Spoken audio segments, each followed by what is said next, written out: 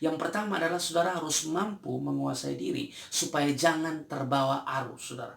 Ya, kalau kita tidak bisa mengendalikan diri kita tidak bisa menguasai diri kita, saudara, maka akan sangat berbahaya, saudara. Karena hidup ini, saudara, hanya tentang mempengaruhi atau dipengaruhi. Saudara yang mempengaruhi teman-teman saudara di tempat kerja, atau saudaralah yang dipengaruhi.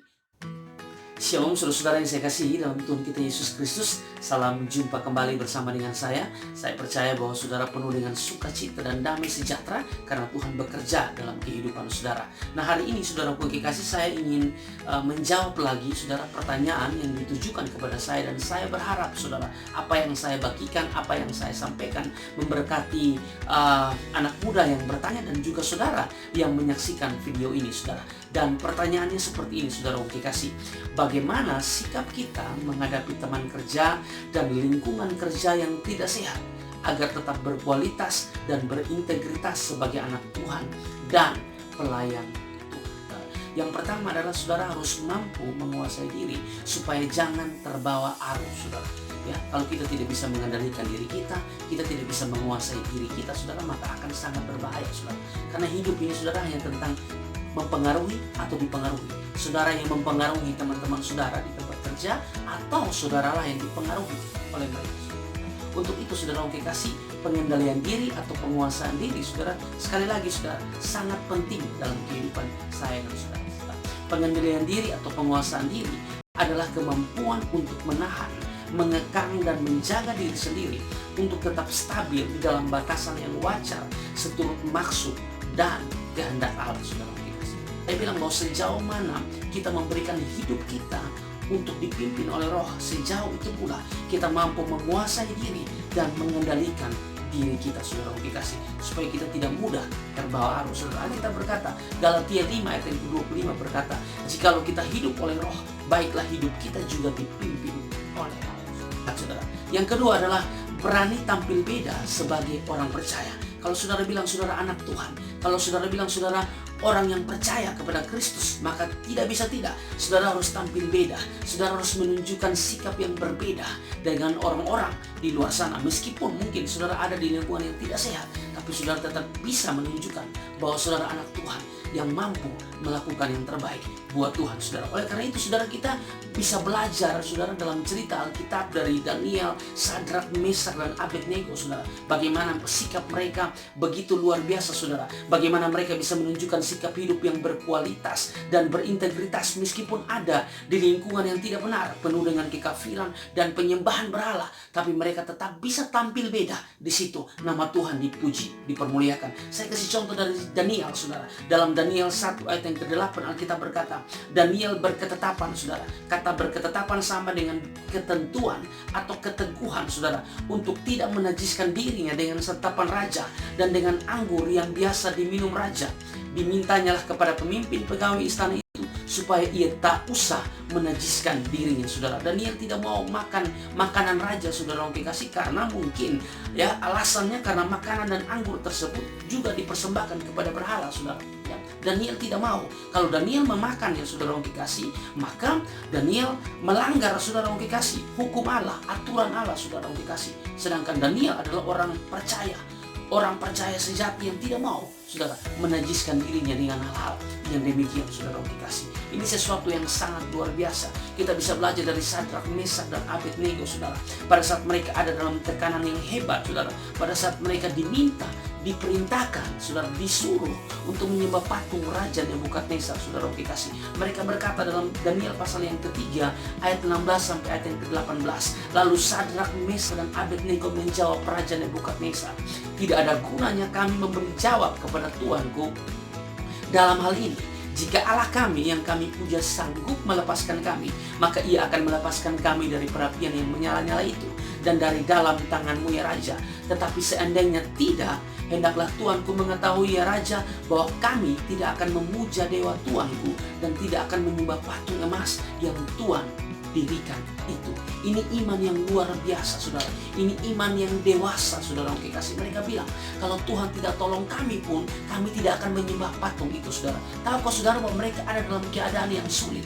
Mereka ada dalam tekanan yang luar biasa, saudara. Tapi dengar baik, saudara, mereka tetap tampil beda dan tetap bisa menunjukkan, saudara, bahwa mereka anak Tuhan, bahwa mereka takut Tuhan, saudara. Ini penting dalam kehidupan kita, saudara. Mungkin saudara ada dalam lingkungan yang tidak sehat, di kantormu, di kampusmu, di komunitasmu, atau dimanapun saudara kasih. Tapi dengar baik, saudara, sebagai anak Tuhan, orang percaya, saudara harus bisa tampil beda, saudara.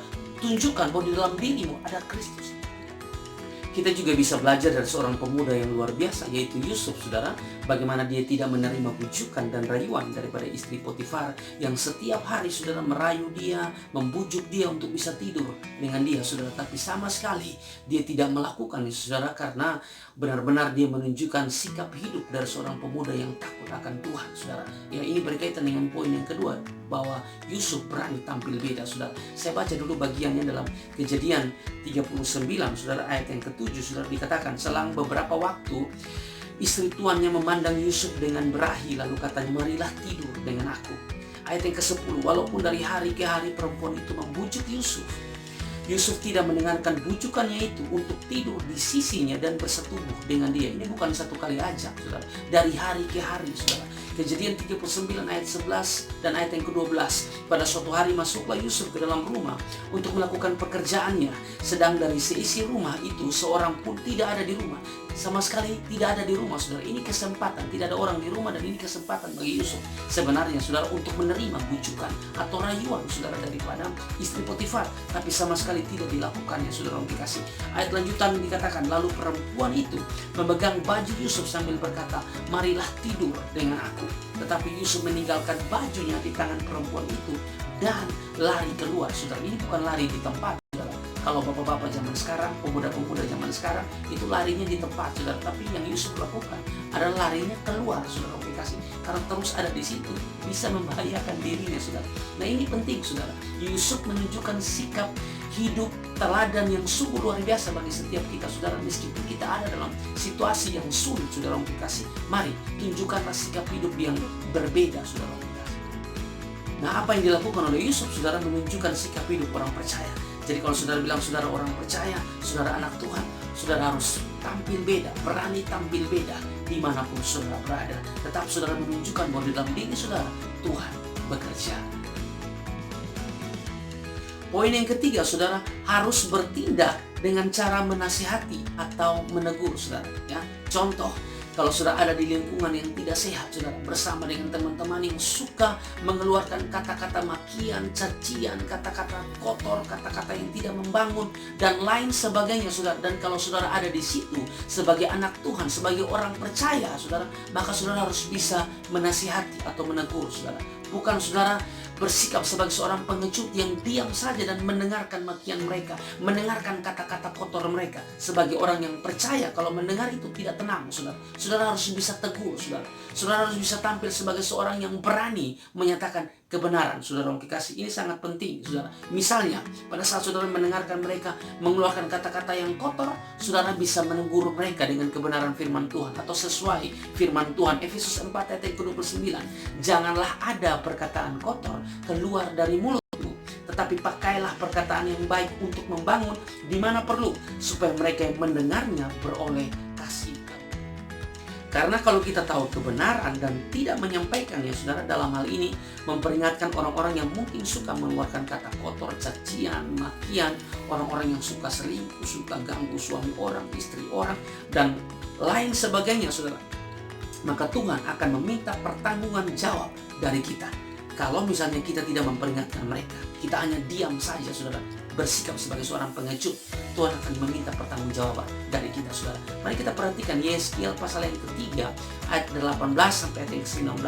Kalau aku berfirman kepada orang jahat, engkau pasti dihukum mati, dan engkau tidak memperingatkan dia atau tidak berkata apa-apa untuk memperingatkan orang jahat itu dari hidupnya yang jahat, saudara.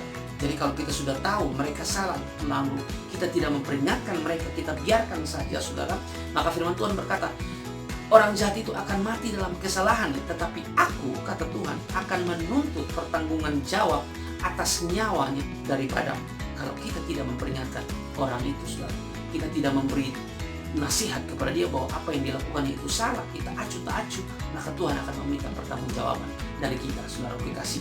Tetapi jikalau engkau memperingatkan orang jahat itu, tapi kalau kita memperingatkan mereka bahwa apa yang kamu lakukan itu salah, apa yang kamu buat itu keliru, dan lain sebagainya, saudara, dan ia tidak berbalik dari kejahatannya dan dari hidupnya yang jahat, ia akan mati dalam kesalahan itu, tetapi engkau telah menyelamatkan nyawamu, saudara. Ya, jadi penting, saudara, bagi saya dan saudara sebagai orang percaya, kalau kita dengar ada hal-hal yang kurang bagus, saudara, hal-hal yang tidak membangun sama sekali, dan kita ada di situ, kita harus bisa memperingatkan, saudara. Hanya saja, saudara, dalam hal menegur, dalam hal menasihati, caranya mesti tepat.